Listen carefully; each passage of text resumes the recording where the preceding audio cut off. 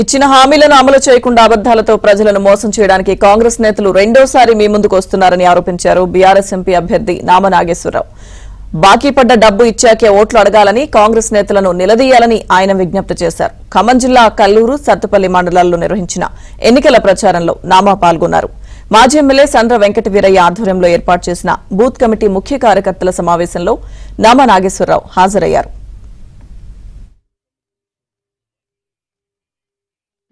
కూడా అమలు కాలే పూర్తిగా. మొదటి హామీ మహాలక్ష్మి ఇచ్చింది. మన లక్ష్మీదేవికి పూజ చేస్తాం. ఆ తల్లి ఇంట్లో బాగుంటే మనకి అన్ని విధాలుగా ఉంటుంది. అసలు పేరు పెట్టి ఆ హామీనే వాళ్ళు మోసపుచ్చింది. మహిళలకు ప్రతి నెల 2,500 ఇస్తారు. ఇవాళ వీళ్ళు ఏ మహిళలు కూడా ఇవ్వలేదు. అంటే ఈ 5 నెలల్లో 12,500 మీరు బాకీ పడ్డారు.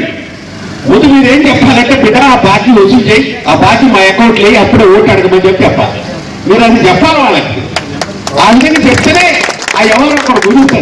లేకపోతే రెండోసారి మోసం చేయడానికి మళ్ళీ వచ్చింది. ఇక రైతు భరోసా కింద ఎవరు రైతులకు, కౌలు రైతులకు ఎకరానికి 10,000 ఇస్తారు. మనం ఇచ్చే 10,000కే నానా ఇబ్బందులు పడి ఇప్పుడు కూడా కంప్లీట్ చేయలేదు. మరి రైతులు కూడా 10,000 బాకీ ఉందంటే అందులో కౌలు రైతులకు బాకీ ఉన్నాడు.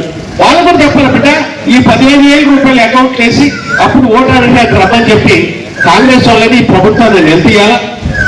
అదేవిధంగా చూసినట్టయితే బోనస్ ఇస్తానన్నారు. 500 రూపాయలకే గ్యాస్ అన్నారు. ఎక్కడ వచ్చింది మీరు అడగండి. మీ ఇంటి గ్యాస్ కనెక్షన్లు ఉన్నాయి. నేను 1,20,000 గ్యాస్ కనెక్షన్లు ఇచ్చే అప్పుడు 1,50,000 అనుకుంటా 5 సంవత్సరాలలో. బహుశా భారతదేశ చరిత్రలో ఏ ఎంపీ కూడా ఇచ్చిన్నాడు. అంతేకి